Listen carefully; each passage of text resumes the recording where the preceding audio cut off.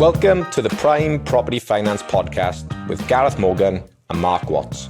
This unique podcast will dive deep into all areas of property investing finance, going behind the scenes with property professionals, investors and clients. Between us, we have 35 plus years experience in property finance.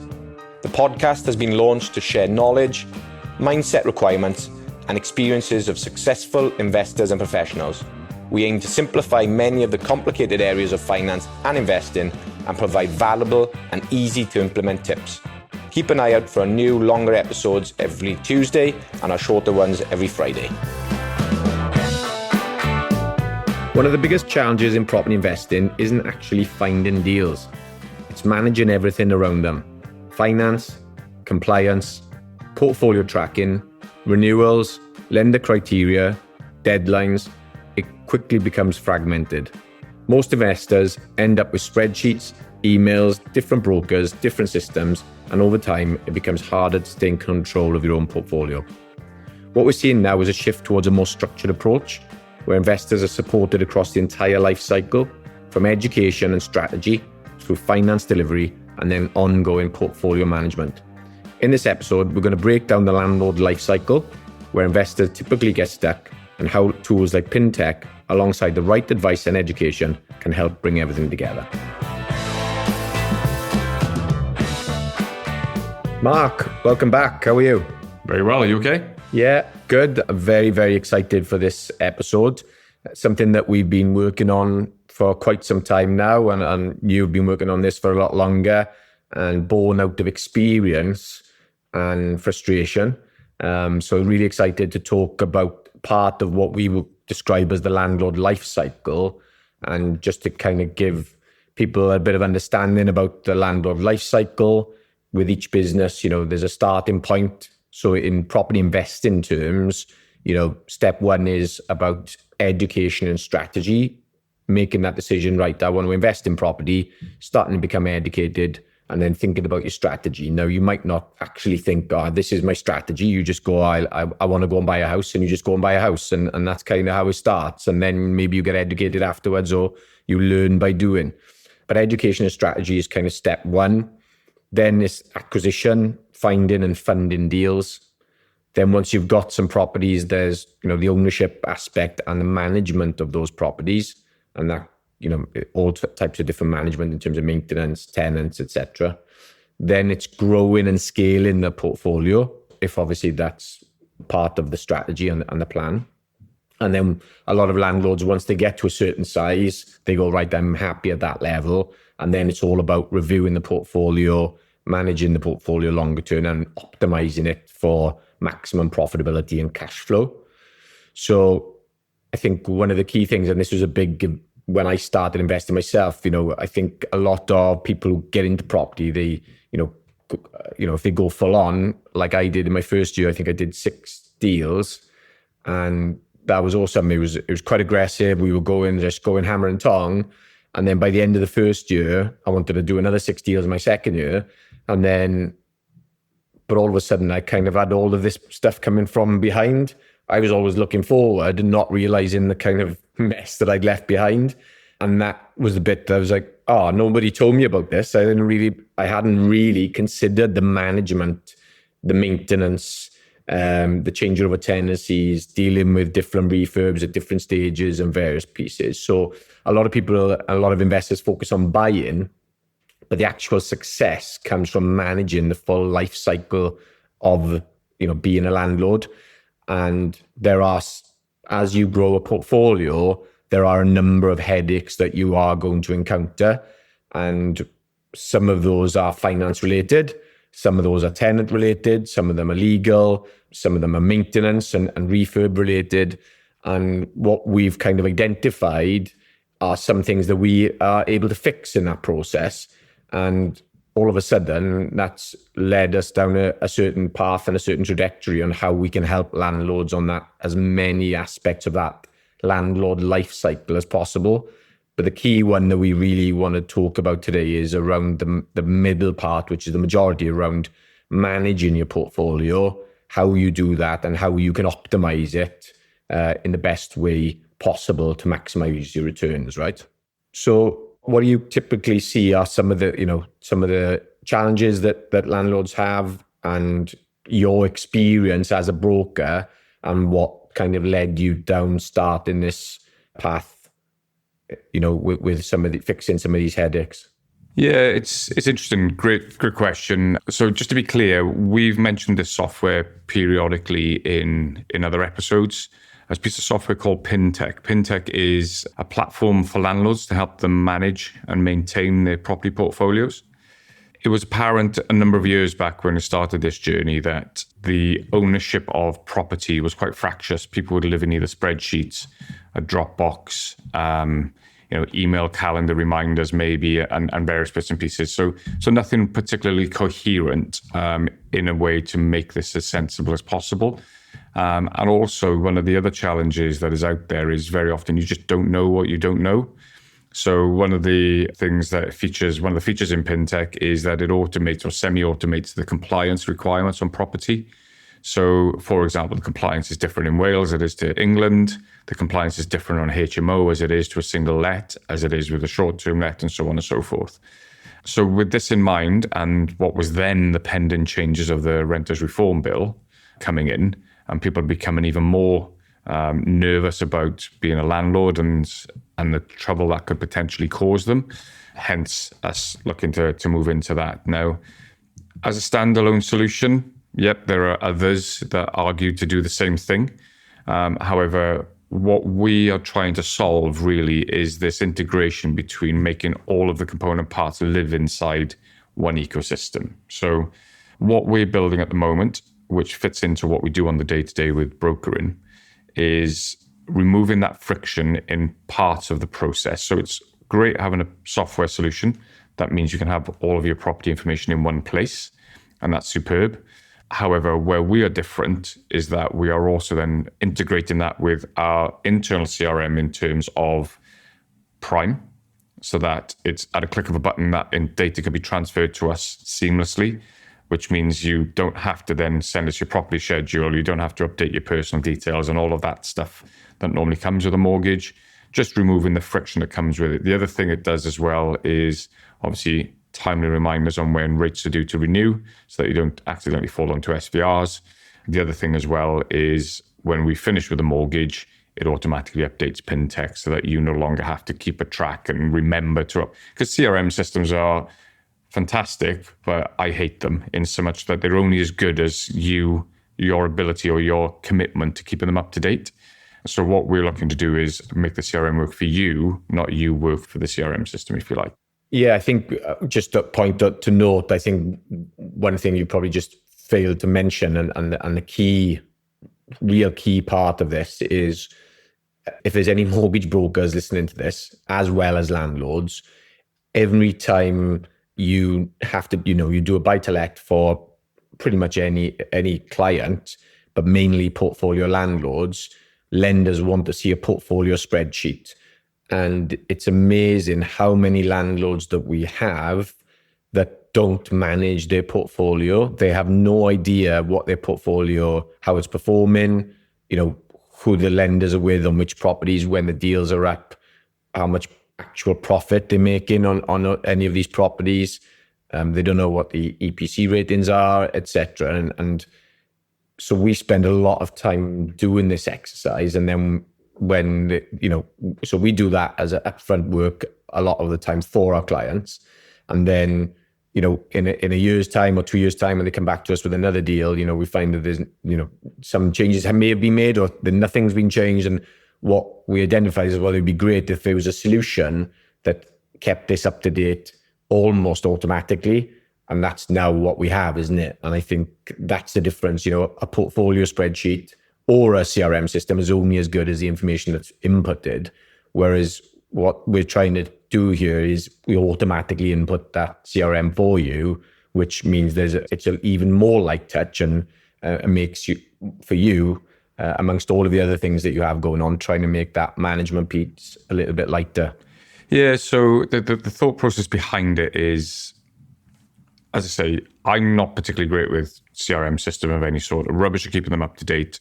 Really enjoy it in the beginning, and then it just tails off, and then it becomes another bit of software that I don't keep up to date. And that's probably true of many other people. You do get those that love a spreadsheet and love to keep things up to date. I get that, and the detail-orientated people, but they've probably got really robust spreadsheets anyway. So I guess what the view on this was is if this information exists out there in the open source data that exists and it was freely available, then we shouldn't be asking the client for that information. We should just go and get it and bring it back into the portal so that you don't have to tell us, we'll tell you. And if it's wrong, then that's coming from a trusted source, and there's an error somewhere. So that identifies any issues that need to be addressed. The other thing, it gives you the actual data as opposed to your assumptions of things. So, for example, where we ask a client for an updated property schedule, it's a manual exercise. You'll go through that. In a property schedule will typically be the address. Is it a HMO or not? Is it a multi-unit block? What's its value? What's the outstanding mortgage balance? What's the interest rate? Possibly the maturity date on the interest rate. Not all schedules have that in. And mortgage payments and rent income. That's usually what gets covered in that spreadsheet. As a very high level, that's more of a register of your properties as opposed to a portfolio schedule as such. So what's going on there? Well, you're assuming the value. You've probably, for your last mortgage, got that same spreadsheet and not looked at the value since and just added 10% or whatever to it, just randomly added a figure to it to take it to another number.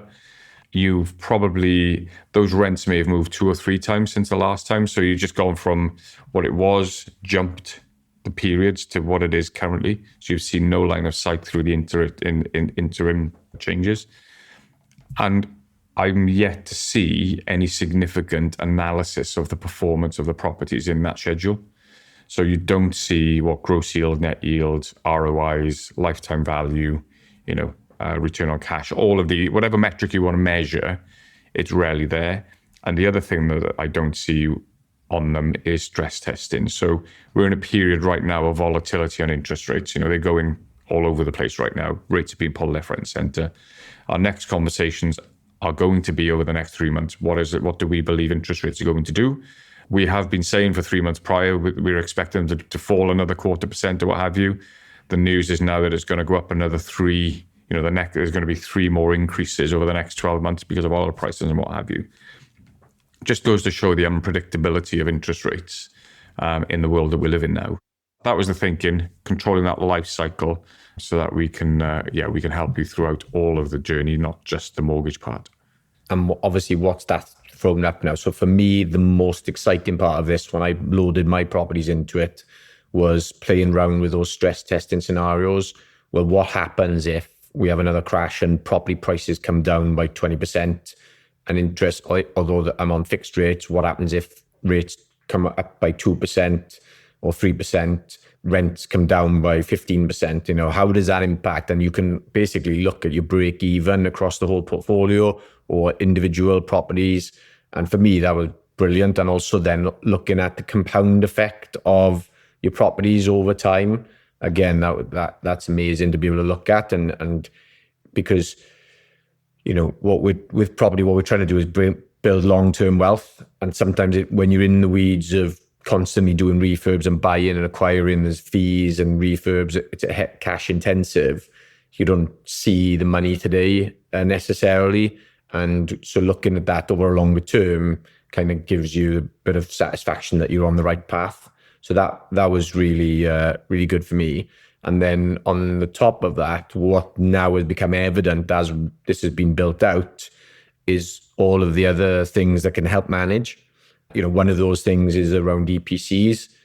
Whilst I don't think enough landlords are aware of, they probably know what the EPCs are, but they're probably not aware of the impact, the longer term impact. So there's a conversation there around planning for those EPC changes. I know that's up in the air, the regulations about, and that's been shifted on from 2028 to 2030 and how that impact will come in. But there is something to consider there around potential refurbs, or you might think, well, actually that probably is going to take too much to refurb to get it to an EPC C or above. Now is the time to offload it and reinvest that in a different type of asset. So that the EPC side of it, I think, the big two for me now, since we've been going through this, are the compliance with the various pieces around, depending on where your property is, it identifies that, and then we'll pick up the legislation for that area postcode. So that's in Wales under Rent Smart Wales, in England under the Renting Homes Act. And because of the ability, making sure you serve the right notices if you want to, and we'll have templates within there for that. Also, if you want to do a rent review, you have to do that in a certain format. You can only do it at a certain time frame. You want to maintain your evidence for those rent reviews, and using comparables and how you come up with that. So all of that information is within there to make it really easy to stay compliant and to make sure you're doing the right things using the right documents. So that was really good. And then the second part, which probably is the one that is going to impact every landlord, regardless of size, is making tax digital. And if you don't know, if you're a landlord and that's the first time you've ever heard making tax digital, then you need to learn more about it, because that's not going to be in this episode. But this software will help with that. And it's not to replace your accountant, but it will help your accountant make your accountant's lives easier. So, making tax digital, and this goes back to Renters Reform and Rent Smart Wales. Ultimately, what all of this is trying to do is professionalize the landlord. And, what we are doing here on the podcast is trying to educate and help people understand the finance aspects. And what Pintech is trying to do is help a landlord become more professional and treat their portfolio like a business.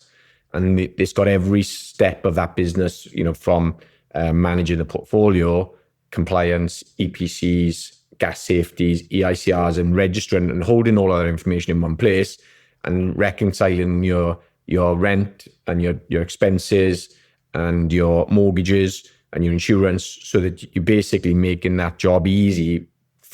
So with MTD, we did mention you have to report quarterly. At the moment, you report your tax once a year. Now, going forward, you're going to have to report once a quarter. So you're going to have to be far more up to date with all of your finances than probably what you have been in the past. So again, it's just pulling all of that information into one place to make it really manageable. So, we've seen an influx over the last couple of months of landlords wanting to get on this because of making tax digital, which wasn't the intention when it set out, but now it seems that that's becoming more and more apparent.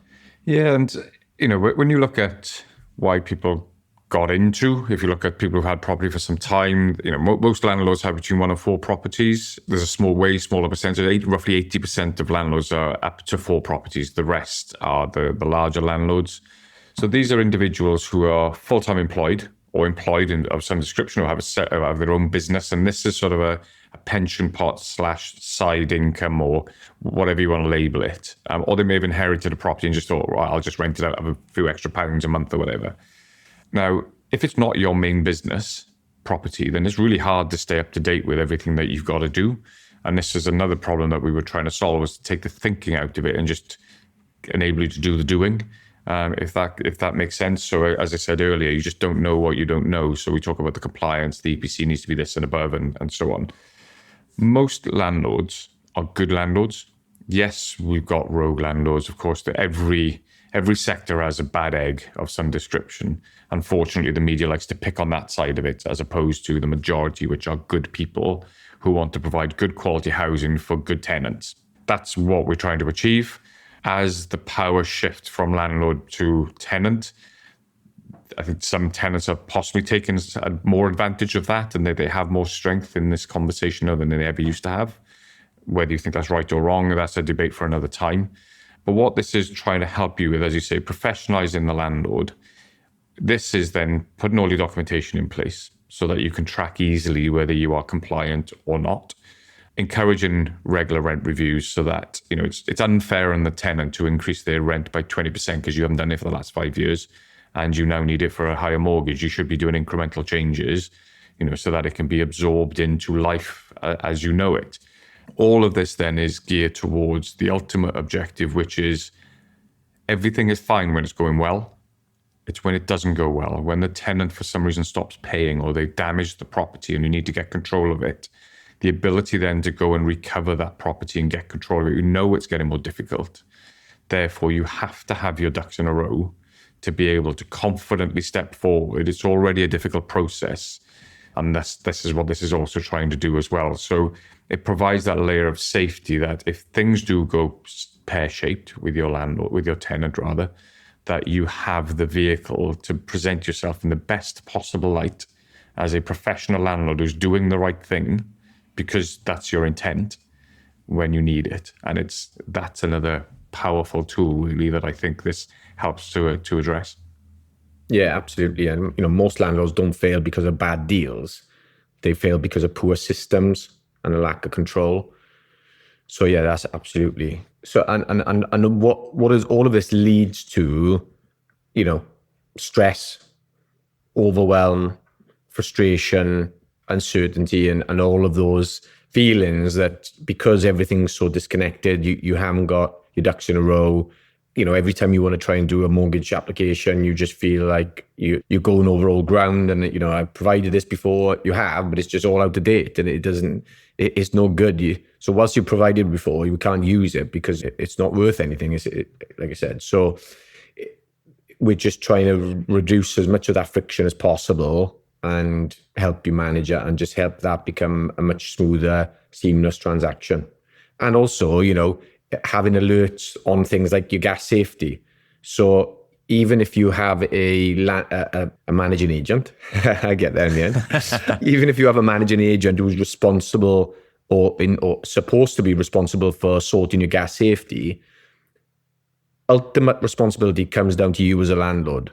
So if the managing agent has not fulfilled their role and hasn't had that in place and something happens, it's not going to fall on them. It's going to fall on you as the owner. So this is it's almost a way of managing your agent, keeping them accountable, because at least if you have a line of sight on it and when these dates are due, then at least you'll know if there's been any traction and whether that work has been done or not.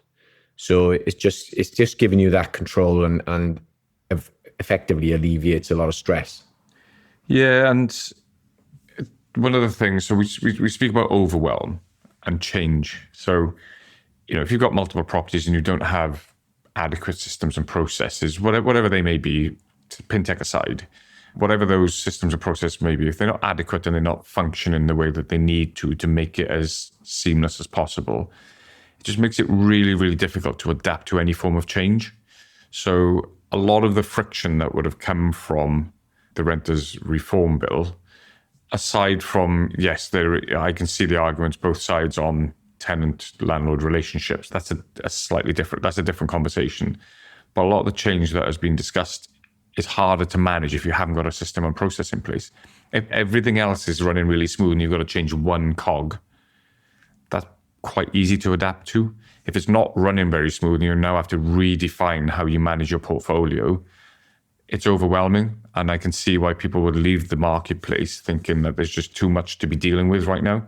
So again, it comes back to, how do you do this? Are you making your life as easy as possible?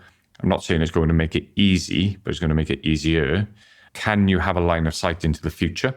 Some sort of prediction engine as to where you think things could end up. You have to make certain assumptions, because that will help you make informed decisions as of today. So those that are leaving the market currently will have their very good reasons for doing so. But the price to get back into the market in 10 years' time is going to be double what they left at. So was leaving the right thing to do? Only hindsight will be able to tell us that. What you would have with a system of this nature is a degree of forecasting or prediction. That means that you can make an educated decision now rather than an emotional one about you've had a bad tenant experience, or the interest rates change and you're now having to subsidize your mortgage through something called top slicing. All of these things, that becomes quite emotional and reactive, whereas this enables you to have that educated. It might still be the right decision to leave the industry, the sector, but at least you've done that on an informed basis. Yeah, I agree. And I guess, like you said, in the industry, the reality is, when you're managing a portfolio, you've got your mortgage broker, if you're using a mortgage broker, or you may be doing this yourself directly, which involves even more headaches. So arranging your finance for you.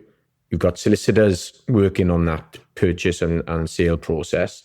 But involved, obviously, with the brokers, you need the portfolio spreadsheet and keeping everything up to date with your mortgages. You've got letting agents managing your tenancies, your rents, your maintenance. You've then got a relationship with your accountant who's managing your tax affairs. You've got, other possible people that you might be dealing with sourcing agents, estate agents trying to, find deals and things like that. And you're dealing with lots of different people in lots of different ways, and nobody owns that full journey. And, everything's in separate silos. And basically what Pintech is trying to do is kind of try to marry all of these together. So you've got one central location to manage that can then feed out to those separate people to help make that as smooth as possible, really. Yeah, one case and example is your insurance. Yeah, you've got 10 properties in your portfolio. You want to then go get your portfolio insured, landlord insurance, and the various component parts that go with it. You've got to fill in copious numbers of forms. Ignore the mortgages. You've just had to send us all the stuff for the bank statements and everything like that. You've now got to go to your insurance broker, probably using a broker. Then they've got all their forms to fill in. And then you've got to share all your property information with them. And then they go and get your quotes and come back. And then you've got to keep a log of that. So again, this just removes the friction out of it. So at a click of a button, you can just send it to them. If that's what they need, they can have it. The documents get stored in the software. The key dates get uploaded automatically. And you're away. Forget about it for another year. And then when it comes up, it'll get a timely reminder. And there'll be a button there. You can just fire that off to your broker again. Happy days. You may have 2 or 3 forms to fill in rather than the raft of forms that would ordinarily come with a process of that nature. So that's what it's trying to do, as you say, is just be that central source of truth, that one source of truth that you can share with everybody that has an investor, that is a stakeholder in this whole journey for you. And that just, again, makes your life a lot easier. And when you can just share it to them and they can see it's all up to date, it's all compliant. I mean, getting insurance when you've got all that data should be relatively straightforward. Similarly, any other services that you may need, again, should be fairly straightforward because you've got all the information on your fingertips. Yeah, absolutely. And I guess what we're trying to get here is a shift in thinking from a landlord's perspective, from transactions, whether that's being deals, that's mortgages, tenancies, insurance, maintenance, that transactional back and forth, to the full life cycle thinking, and just kind of moving away from that old thinking of transactions to the new thinking. It was like, right, this is the life cycle. This is how's my portfolio performing, long-term strategic thinking, decision-making, planning, all of those things that actually, because I think a lot of investors don't treat property investing like a business.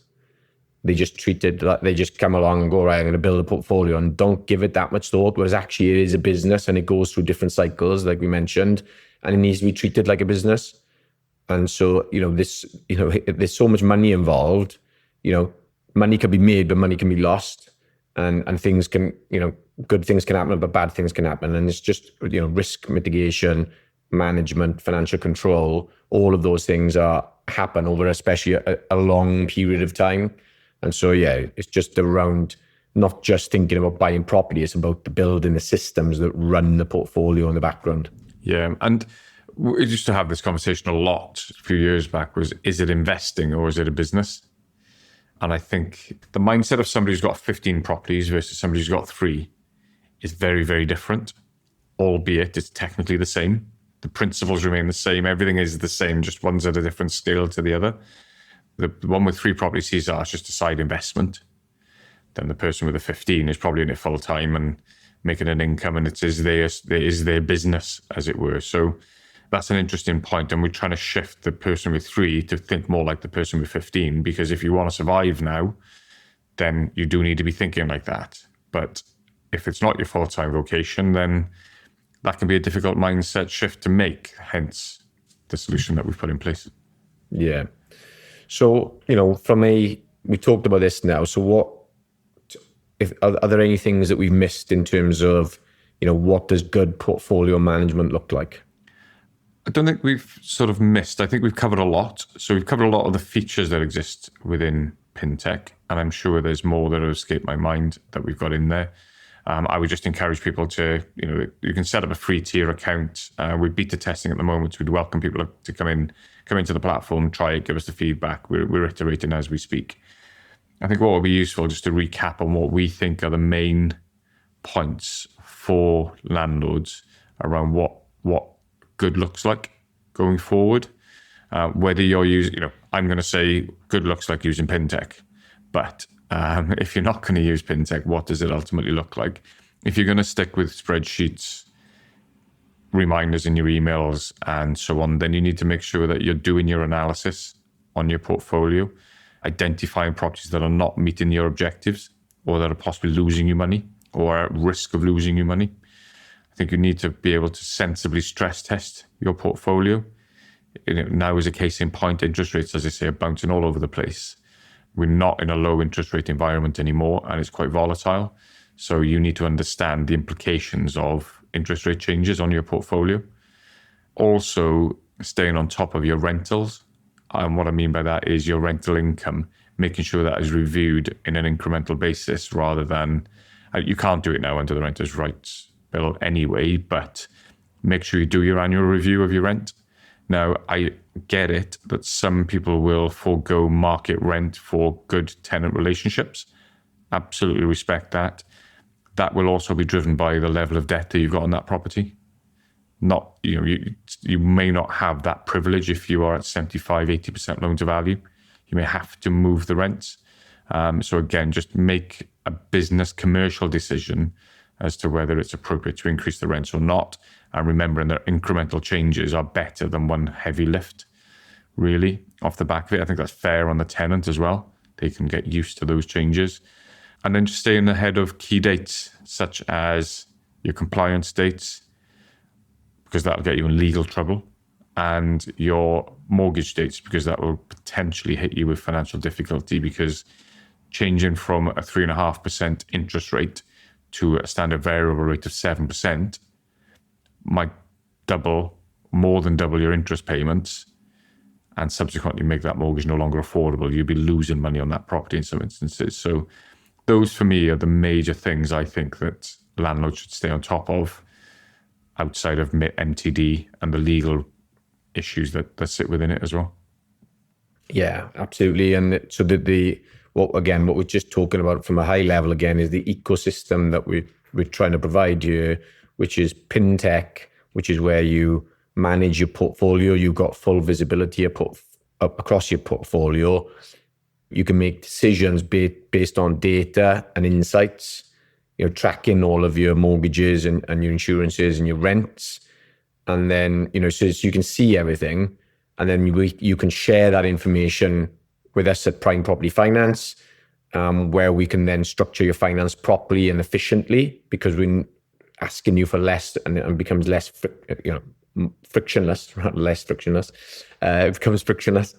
So that just makes that, refinancing or purchase that little bit easier. So just reduces stress and time.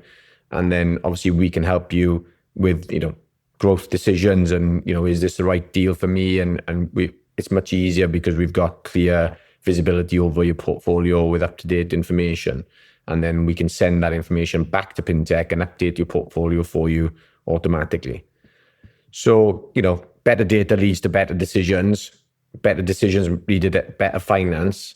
And then hopefully that will lead to better growth across your portfolio and your longevity as a landlord and an investor. Yeah, couldn't agree more. Yeah, and as that portfolio grows, you're gaining momentum, and hopefully you're building an equity and you're building that net wealth and the cash flow that you set out to achieve in the first place. Yeah, and even if you're not building or growing, you're protecting. It takes work to get to a certain number of properties, be it 2 or be it 200. There's enough of it. There's effort that's got to go into that process. So you might as well protect the investment you've made to make sure that if anything goes wrong, you're best positioned to deal with it and deal with it promptly. Yeah, great. So pretty much to wrap up, so I think we've pretty much covered it all now. Is there any final sentiments? No, I think if you're listening to this episode and it resonates with you, then have a look at it. It's www.pintech.io. Check it out. You can log in. There's no obligation under anything. We'd love feedback on it. We are in control of this software, so we can make it what we want it to be. But we need feedback to make that happen. And as I say, the main aim here is, I don't like the idea of disrupting a market. That's not really what we're about. We're just trying to provide a solution that is eclectic in the way that it deals with all of the different problems that exist within property. The idea is very much that Amazon model, one click and it's done. You should be able to manage your portfolio from the comfort of your sofa whilst watching something on Netflix. If we can make that a reality, and you can sort your mortgage out with a click of a button and so on, these are the holy grails of where we want to get it to, then it makes investing in property far less onerous than it currently is. Agree. And again, what we're saying is this isn't about adding more tools. It's about gaining control of your portfolio. It's not about working harder. It's just about having better systems. And, I guess the final question really is, are you running a portfolio or is the portfolio running you? And, how much do you know, and how easily could, if someone asks you a question about your portfolio, but I guess there's a litmus test, how quickly, would you know where to find that information, and how quickly could you get hold of it? And if it, what's the EPC on 12 New Road, how long is it going to find you to take that piece of information and get an update on it? So just, the investors who win over the longer term aren't necessarily the ones that buy the most properties. Ultimately, they're the ones with the best systems that are the most profitable and are around for the longest, who stay in the game. So that's pretty much it from us. Hopefully you've enjoyed that. Again, as always, if you're an investor yourself, or anyone who's an investor that manages their properties, whether that's self-managed or has a number of properties managed by an agent, because this isn't set to replace an estate agent, a letting agent rather. It's not there to replace your accountant. It's just it's a tool to help manage the whole process much slicker and make sure you don't fall foul of any new and improving, in some people's eyes, legislation. So thanks for your time as always. Thanks, Mark, and we'll see you on the next episode. Fantastic. Thank you very much. Take care. Thank you so much for listening to our podcast. We hope you have learned something and have some tips to take away. We'd be very grateful if you enjoyed the show. You could give us a review and share with anyone that you know that may be interested. And of course, subscribe to the show so you can get notified when a new episode is released. If you'd like us to answer any questions or go deeper on a specific topic, please drop us a message at primeproperty.finance. See you on the next episode.